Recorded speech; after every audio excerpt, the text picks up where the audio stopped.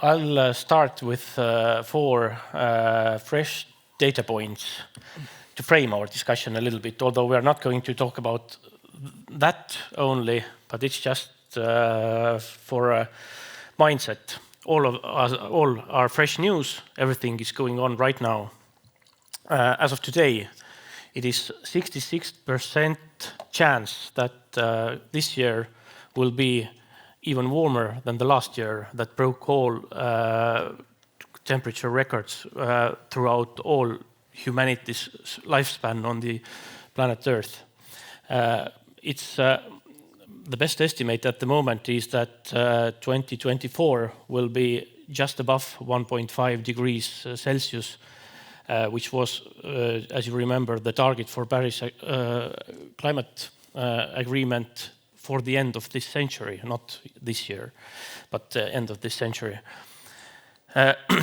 During the last week, data point number 2, during the last week there have been massive floods from extraordinary rains in Kenya, in Indonesia, in Iran, in Texas, United States, in Curaçao, in the Caribbean, in Turkey, even in Germany, in Saudi Arabia, in China, and the biggest ones in southern Brazil, which are the biggest floods that have ever been recorded there. Data point number 3 is that United States Federal Trade Commission revealed an elaborate plan by leading fossil fuel companies who colluded with OPEC a couple of years ago by rising the price of oil artificially, which benefited or contributed 1/4 of the inflation that we had at the year 2021. As we remember, this was the year when the inflation really took off. And final data point is not the freshest news, but it's still ongoing, that global subsidies for fossil fuel sector are still more than 7 trillion in a year, says IMF, which is much higher than any subsidies to climate-friendly technologies, which is real. What we call it in Estonia, the word is planned economy. That's what some people who are against climate efforts are trying to call the green economy. So that's where we are now. and just for a starter, then how is our big energy transition going? Are you hopeful? And I start from Kristen briefly, because you already had your word. Thank you. Briefly. I'm hopeful because if you look at the Estonian decisions, then probably in Kaja's government, Prime Minister is here looking at us. This was probably the biggest renewables decision in all Estonia's history. So I'm hopeful, and probably Estonia should be, because to be honest, if we deliver, and I think we will deliver, that probably will overshoot even our, let's say, estimate that we should have, let's say, 100% of our consumption from renewables. So on Estonia's side, I'm hopeful. All over the world, that's maybe second. I have a different opinion, but you told me to be brief, so it's. Minister Mykkänen, do you have some optimism left? Yes, I do. Since, despite you describe the facts about the global situation being quite worrisome, and on the other hand, we are very far away from actually global, even peaking the fossil usage globally. But even globally, I have some hope, because even if humankind, we are short-minded as our nature, we are small tribe animals, that we usually are much more interested about constructing new walls between each other than doing something together, especially globally. But the good fact is that we are very innovative. And I believe that, yes, we will fix the problems that we create. And there is also solutions of actually capturing carbon directly from atmosphere and this kind of things, which I think that in the second half of this century will be deployed if we first drive into a situation where actually global warming is getting to really strategically problematic levels, which is happening if there is no miracle now. And definitely what Kristen also mentioned, if we look to Europe, then we are, I would say, we can be more optimistic about quite fast phase out from fossils than we could have been 10 years ago. If you look that we are quite well on our path towards minus 55% in fossil emissions by 2030 in whole Europe, we might be able to agree about 90% reduction in net emissions by 2040. These are quite fast changes. 10 years ago, we had only 40% target for 2030 in Europe. And if I look to Finland, for instance, well, only last year our emissions from energy and industry dropped about 19%, and this amount was about 80% of the total emissions from our passenger cars. So very fast changes, especially in energy and industry, where still in the European context the largest emissions are. And then the electrification of transportation comes in and so forth. But of course there is challenges as well. But yes, I'm also optimistic that first of all, it makes sense to get rid of fossils. It makes sense to get rid of the dependence on Russia or other outside fossil providers. And second, yes, that's the right thing to do also to learn to live without creating emissions which risk the life of future generations. Thank you. Mr. Holman, do you have hope? Yeah, before I make a few remarks, I think I'm right. Is it 20 years this month since Estonia ascended to both the EU and NATO? I think it's 20 years this month. As a Brit visiting from the UK, can I just say, please keep with the EU stuff. It works. It's a very good idea, if you can. I'm optimistic as well. The words I've had today, some key words: freedom, ambition, and security. Those seem to be themes, coming from London today that I'm hearing about.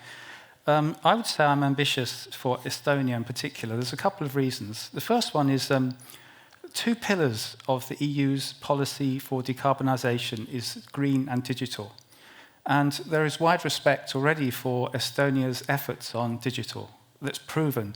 We know about the startup capital of the world, the most advanced digital society in the world. I think I've heard the only things you can't do online are get married and divorced or something like that. Yeah, you probably can get married already. You can get married, you just can't get divorced.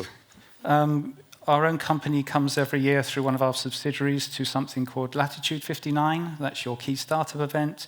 We have relations with Estonia, Invest Estonia. We entered into a distribution agreement with Skeleton Technologies for graphene-based ultracapacitors. So I think the digital side, Estonia has proven itself.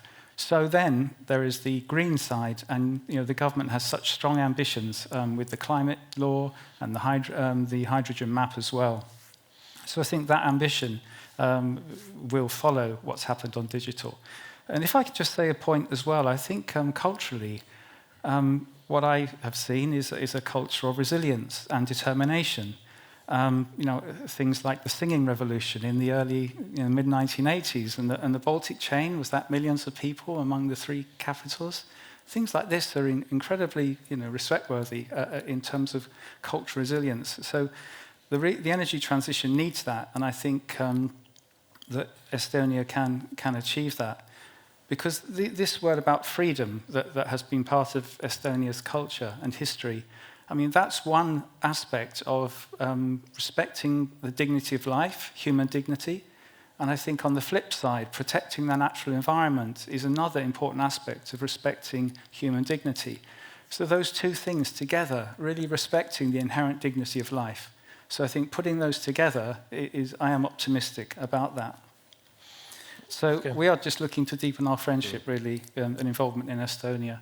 So also I'm optimistic, just another couple of points. One is about partners and collaboration. I mean, Sumitomo Corporation, I don't know if you know, we started a 400-year history, and the first big business was copper mining in Japan. And over 400 years, the company built a conglomerate based on mining, manufacturing, and financing. And we also understood about energy transition. We had problems at the mine in the 17th century with regard to sulfur oxide emission and reforestation of mountains. And so we understand about the energy transition. So I think we are a good partner. We have experience of lots of industries. Some are moving very quickly, automotive. Others are very hard to abate. But so we're on the coalface, as it were, of showing how these companies can actually transition to renewable energy. So what we're really trying to do is to be a good partner, because we see the whole energy transition needs unprecedented levels of collaboration and partnership. I mean, I've come across things like in the UK, there's something called the Bacton Energy Hub. At the moment, it's an oil and gas hub, but we are in the supply interest group and demand interest group trying to see how this can be changed to blue hydrogen and then green hydrogen. And also something for me as well is collaboration in the global supply chains. Minister talked about renewable energy. You've got to collaborate in supplying, you have to have human rights across the whole global supply chain in whatever you're dealing with. Otherwise, it just won't be sustainable. That's another big impact. And also, the Minister mentioned renewable energy generally. I saw a report from the World Economic Forum and McKinsey about critical minerals and the global supply chain for critical minerals. This also has to be sorted out and has to be collaborated. Otherwise, you're going to end up with those same geopolitical traps that we've seen in the past. Okay, thank you. I think we will come to the risks of transition in a while. But first of all, I wanted to ask Minister Kai. The Finland has pledged to become carbon neutral already by 2035. Which is much more ambitious than it seems at the moment. We're much more ambitious than even the 2050 target that is agreed on Europe-wide. But do you think that it's doable? And how are you planning to make it? Yeah, well, a good question and a hard one. It is possible, but it needs action and also some positive dimensions in the unknown development. Because honestly saying, 4 years ago when the national climate law was decided in Finland, then the idea was that okay, we would have a 21 million tons per annum net sink of forests and forest land and the similar size of fossil emissions in 2035. And that would make the match that we would be carbon neutral by 2035, one of the first nations in the world, actually, very ambitious in comparison to Sweden or any other. Fossil emissions are getting quite right. We might land to somewhere 20 million tons in 10 to 11 years, according to the current prognosis. Might be even faster if we manage to get rid of fossil oil totally in Kilpilahti oil refinery from Neste, for instance, and get rid of fossils in steel factories a bit faster than it now looks. But the challenge is that actually the forest sink, the methodology of calculating it has become, I would say, more precise and more pessimistic. And on the other hand, since we can't import wood anymore from Russia, which was actually a significant part of our wood industry value chain, that has shifted the harvesting to grow in Finnish forests. And it's also a philosophical question whether that is more sustainable or less sustainable. Although beforehand we harvested in Russian Karelia and now inside Finland. But definitely we have to be open about the challenge, about the sink challenge here. So we must do actions how to actually make our forests to capture more carbon from the atmosphere to be able to match that target. And we are now in the process of defining the new energy and climate strategy, which should be given to the Parliament next winter. So then I would be better off in answering the question. But I think that the main thing is, of course, that we must get rid of fossils in our economy and to become rather soon not only carbon neutral but actually carbon negative nation and an area to be able to improve the situation. As I mentioned in the first round, that I believe that we not also have to and we can fix climate first when we have spoiled it a bit too much. And here there is also positive new ways to surprise ourselves. For instance, in Finnish forest industry there is about 25 million tons of biogenic CO2, some from wood burning sources, CO2 going to the atmosphere, which could be captured and stored or used to durable products or to replace fossil fuels by biomethanol or RFNBO fuels in aviation. And this carbon capture and usage is one option which we don't yet have in our prognosis. 10 years is a short time to develop a totally new ecosystem. But if you look to the European Commission's communication from February about 2040 package, it's quite much relies on the idea that we would have about 50 million ton biogenic CO2 captured by 2040. So we need to have surprises. And actually 10 years ago, if I would have said here that yes, in 2024 in Finland and in Sweden, wind power would be the second largest source of power and the fastest growing power source without any subsidies, you probably wouldn't believe this. But now that's a reality. And if I would have said that yes, in Finland we are actually we have got rid of importing electricity by 2023, and 95% of our electricity production is CO2 free already 2023. You also probably wouldn't have believed if you knew the figures 10 years ago. And so I also believe that there might be positive surprises within next 10 years and not only negative surprises. And of course we need to do things to enable those positive surprises of new technologies emerging. Was it carbon capture? Was it faster electrification of the transport sector, or was it then new ways to enable larger forest sinks? Mr. Holman mentioned here our singing revolution and the cultural resilience of Estonian society that has to be commonly behind this objective or target. But I must say that it's not the case in Estonia. What comes to energy, what comes to climate issues, then our nation definitely is torn into different parts, and the debate is quite heated.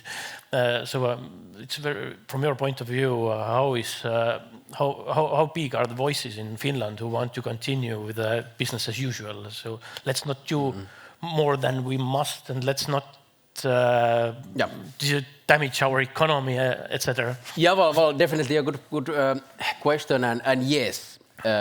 Unfortunately, me and Kristen, we are in a sector where we should actually have some bonuses in our salary of doing things which are very having tensions between interests. And also in Finland, climate and nature protection are of high debate and very strong opinions from different social groups. I think what is quite much consensus still. Also, if you compare to 20-30 years ago in Finland, when I was starting my career and I made my candidate thesis about emission trading system, and already in the high school I was studying acid rains and stuff. Those days there were many people who really thought that we don't have any problem. But I think that there's quite much a consensus that yes, we should get rid of fossils. And this is a positive starting point already for a consensus. But then, of course, if you ask that how much gasoline price can cost during next 5 to 10 years to enable electric fuels to come in or to catalyst the change to electrification, then of course there is very different opinions. In Finland, we still managed to agree when we formed this current coalition, which has true Finns, which usually are more conservative about environmental issues than we as the Prime Minister party, and then to smaller parties, we managed to agree that, okay, for instance, the renewable blending obligation in transport fuels, it continues to grow. But with a bit milder forecast or milder path than was agreed by the last government, who actually didn't obey their own path, but still.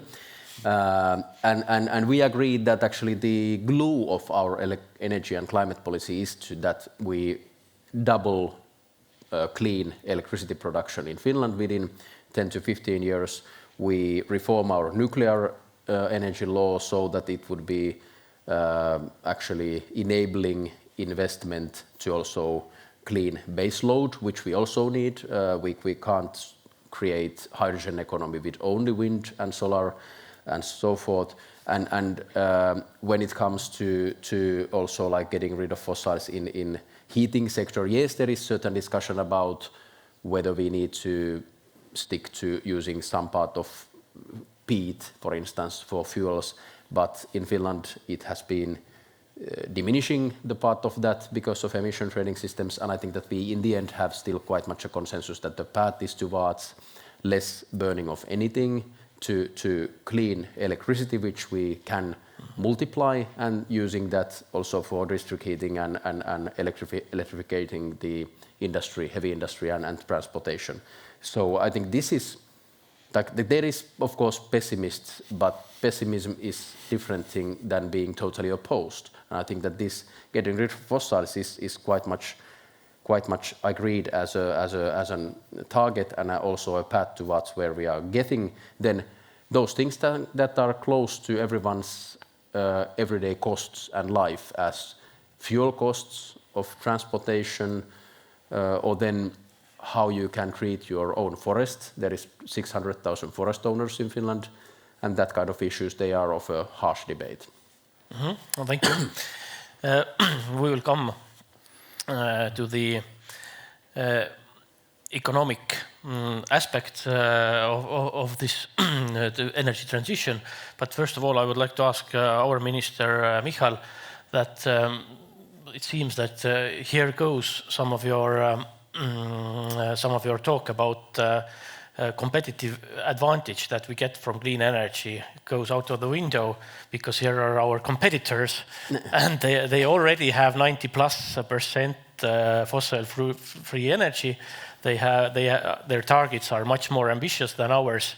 Then we are just surviving with your policies and not getting any advantage, or what do you see that? It might be, because we live next to the world's happiest nation, which are Finns, so it might be also true. But yeah, that is probably true. If you look at the energy prices, it's like the first among top 5 probably are the Nordic countries, and we are just after 8, so it's about 6th to 9th place in the table. But the question of competitiveness probably is that, to be honest, Estonia doesn't have any alternative also. If you look at the energy sector, then I even don't know, maybe you can ask the banks or anybody else, that would you invest in any production which is not calculating its climate risks, which is not mitigating them, which is not able to answer what kind of energy it uses to have these productions to goods to export, let's say, to Scandinavia. So we don't have any other way. So probably the question of competitiveness comes all together with energy, which is clean, which is the source of exports, which is also, let's say, lower with the price compared to, let's say, fossils right now. It's probably last year what was about 9 cents per kilowatt hour. It probably will be 6 to 7 cents per kilowatt hour. And if you look at, let's say, I was talking to German colleagues, and they said that if they don't have the renewables, their price will be higher than Estonia's predicted price. So for us, the markets are open if we can deliver at that price the energy. So this is the part of the competitiveness, and there's no other way to have clean energy. So I even cannot imagine that what would be the other plan to say that we will step out of the European Union, we will have very conservative government, and we will produce oil shale energy, and good luck, everybody. But that won't happen, so. Yeah, probably, but for a reason that it's beyond me, actually, this is something that will not go away from our debate all the time, that there's, you might say that the government, although is very pro-environmentally friendly energy solutions, the society as a whole has not been taken along. Not so, probably. I don't have the figures. Probably in Estonia, one famous think tank, SALK, has the figures, but usually they have the figures, but maybe somebody else. But I would say, as Kai mentioned also, that the argument of the price and the economics is very important with the renewables. And in Estonia, the renewables are very, I would say, quite popular with the price because it's cheaper than fossils. And even the most conservative voters probably and politicians from the parliament, I have no survey to base on, but I must say probably they have also solar panels on the houses and windmills in the yard. So it's not different. So it's much more cost effective, and for the economy, all in all, it's also based for exports. Yes, and maybe to illustrate that, just the fact that actually average electricity price was last year in Europe, the lowest was in Sweden, the second lowest was in Finland, and if you look the fossil-free electricity share of the electricity mix, it's also the highest in these countries. So definitely, as Michal told, that if you look like wind energy or also solar, even nuclear, which is marginal costs very, very low, then you can afford cheap energy. If you are burning fossil fuels, especially inside Europe when you have the emission trading system, but also outside Europe as the fossil prices have a very risk of having a high changes and sometimes getting very expensive, then you are worse off if thinking about energy poverty.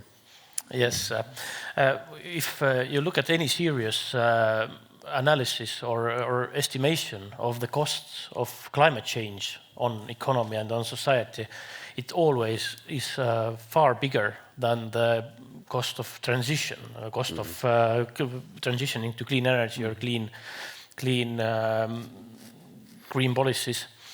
And however, the cost of this green transition is still huge, and we are quite far from meeting it. It is estimated that it should be global investment in green technologies in energy sector especially would need to be around 9 trillion per year, but at the moment it's a little bit more than 1.3 trillion per year, and most of this money is supposed to come from private sector. Yeah. And some 30% probably from public sectors through different mechanisms. And now you as a private investor, the question is, what would you need to make a huge investment, for example, into the competitiveness of Estonia and to our clean environment system? What is the requirement that would make you to open your wallet and give us a huge amount of money and make a beautiful big offshore wind park here? We would love to be involved in offshore wind here. Yes, I completely understand the tensions of the politics. I mean, we are looking towards the results of the EU parliamentary elections next month. We expect there to be a shift to the right, in part because of this pressure on cost of living. In the UK, we've seen the government push back bans on the banning of new petrol and diesel cars. There's pushback on some of Labour policies. But a lot of this, for me, was a bit headline politics. You know, the Conservatives in the UK are panicking because they're behind in the polls, and Labour also were very concerned about this cost of living pressure. But from the private investor point of view, I would say really clear and consistent messages from governments with the supporting mechanisms that private investment needs to hold that hand and to move forward. I think it can be achieved. This is, as you said, private investment has to unlock these huge amounts of money. And I think it can be done, looking at the way this has happened in the States with their fund, with the IRA, that act. I remember once during COVID reading an article with President Macron, and he was saying that in regard to the energy transition, before COVID, some of the arguments were, you can't get people to go along with this stuff. You can't get people to change their behavior at such a fundamental level. No flying, no holidays. And look what happened to COVID. We all stopped going to work. Everything stopped. People changed their habits and their, what they did day-to-day dramatically. And Macron's point was, if you can do it for COVID, why can't you do it for the environment? So I think clear and consistent messaging from the political side. How consistent must it be? Is 3 years enough of consistency? Because we have a 4-year cycle, electoral cycle. I think as long as it takes. And also it's a coalition of the willing, isn't it, really? You doing the right thing. We all know the science behind it. And that's why I tried to link that, the Estonian, that determination on freedom, to human dignity, to life and its environment. These things are not divisible. It's the right thing to do. As I said, we work in a company that has 8 divisions, and we see the whole range of our industries trying to convert, trying to transition. And there's some where it's very difficult, but we as a company have made that commitment. And so for us, we would like just clear and consistent political support for this, because it's the right thing to do, while completely understanding the political pressures that you're all under. It is difficult, but I think with great partners and great collaboration and showing that promise of the future and showing what collaboration can do. And as you said about the prices, years ago, people didn't think that the price of renewables could be competing or cheaper at this time. It was, if you looked at the projections, it was always years ahead. So, I really think that would be a key message. Thank you. Okay. We must end with security questions, because this is one of the things that people most often ask. And there is the issue that all of the countries around our region are doing the same thing. They all are investing in solar, even in Finland, in the far north, and as you mentioned, the biggest energy investment goes to wind energy. It means that we will have deficit at the same time and surplus of energy at the same time, and some say that this cannot be handled.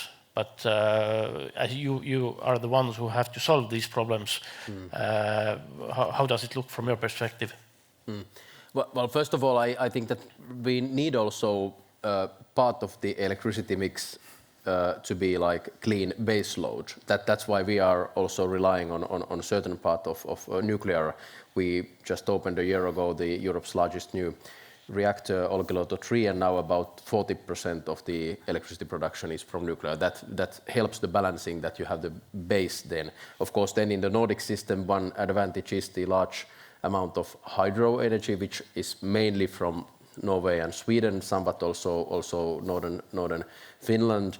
And then we need new energy storages, and I don't mean only batteries, but even more. Like there is very interesting project in Finland, Vantaa, actually very near to the Helsinki-Vantaa airport, that there would be a 1 million cubic meter hot water depository, which you would load in summertime, maybe with solar electricity, and then it would actually serve 50,000 people's annual district heating needs with one load of this one depository. If this kind of things can be scalable, then that is already part of solving the puzzle, that you use solar when it's sunny, and then you load solar to the hot water, and then you use the hot water when it's cold and dark. And then pump storage stations are planned to several places in Finland and so forth. So we have technical, and then of course the demand response, which comes close to the actually consumer digital solutions, smart homes. There would be plenty of easy solutions technology-wise, how you would actually take the heating off the grid for for 3-5 hours when it's peak demand in electricity-wise, and people wouldn't even know. But it's more of the mentally problem that in residential circles, the housing associations or house owners, most of them are maybe not so eager to catch these benefits of the dynamic electricity use. But there is possibilities, and I think that within next 10 years we will use this all. But definitely, I would also must stress that one challenge I think in Europe has been that we have been too harsh against using nuclear, because if we would now have nuclear, for instance, in Germany, large scale, then we would be much easier getting rid of Russian gas, and we would be much easier in getting to hydrogen economy. Because currently, for large scale electrolyzers to be realized,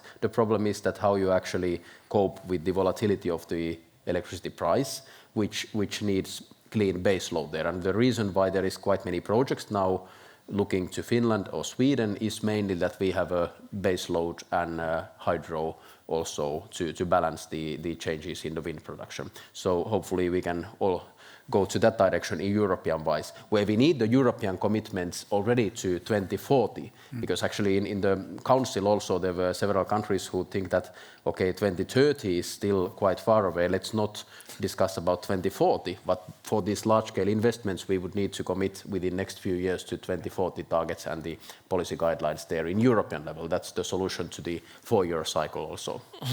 Okay, anything to add? No, Kai was speaking of all the right things, because we have been in the same councils, and to be honest, I'm looking with some envy, because Kai has also access, let's say, to hydro and also access to nuclear. In Estonian energy mix, we don't have that. We are still discussing. The parliament is in the middle of making a decision and giving some mandate, let's say, to Minister of Climate, we're responsible for the energy. What will be the next steps with nuclear? But if you look at the Estonian grid capacities, it probably will be smaller reactors. It's about maximum to 400 megas, not more. Not Olkiluoto, which is 1,600 or something like that. So, and to be honest, we are still enjoying nuclear energy from Olkiluoto, which cuts the prices also for us, if let's say the line is working at the same time. If it's working, yes. Yeah, but the question is very hot, because if we will have lots of renewables, we need storage, different storage options, and we already have some plants running, and we will need baseload also. So for Estonia, the questions are probably the same. Renewable grid. The grid that relies heavily on renewable energy, that's the future of our grid anyway. It requires a huge amount of interconnections between different countries so that it would also stabilize the grid. And with these interconnections, there is also this security issue that Finland in this winter survived the lack of gas pipeline that comes from Estonia, from Paldiski to Finland. Is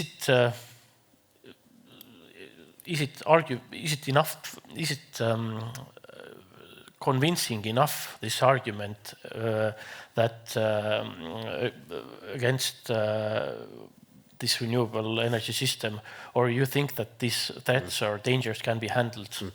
Well, first of all, if the traditional way how, especially in Finland, like this national energy security was treated was that yes, we have about 6 to 12 months like storages of fossil oil and coal and peat, and that's nice, but now the war in Ukraine has already been going on for 2 years, so if the Baltic Sea would be closed, 6 months might not be enough, and in this wise we are already much better off if we have a dispersed renewable based system, where actually, for instance, also with nuclear power, you have like 3 to 6 year depository of the fuel on site, and you are much well resilient in that wise. Then of course, yes, when the society is electrified, you need larger amounts of electricity cross-border going in cables, and then the cables might be very lucrative targets for hybrid operations, and probably we need to invest more to both surveillance mechanisms and then like physical protection of how to actually get them better protected for any physical things, and then also have enough of those transmission lines so that cutting one or two doesn't cost too much damage for us all. So that's probably the way how we should go forward with this element. And yet also to be said that one reason why Finland also survived quite well about the cutting off all imports from Russia, that we had quite dispersed mix of different energy sources, that we never were too relying on natural gas, nor to Russian coal or nor to Russian electricity. We imported all of them from Russia, but not too much, any of those single. Could I just say a last word? Yeah. All those sort of issues people have talked about with the energy transition, just to say that as a company, we are a long-term investor. We're not interested in short-term investment. We're not a transactional partner either. So please ask us anything. We have experience globally with renewable energy, battery storage, all sorts of things. So anything. Please ask us anything. We'd love to help with anything like to do with the renewable energy transition. Thank you. Yes, thank you. And thank you to all the panelists. It's time for lunch break. Enjoy your lunch, and we will continue after that with really pressing security issues. Thank you. Thanks very much.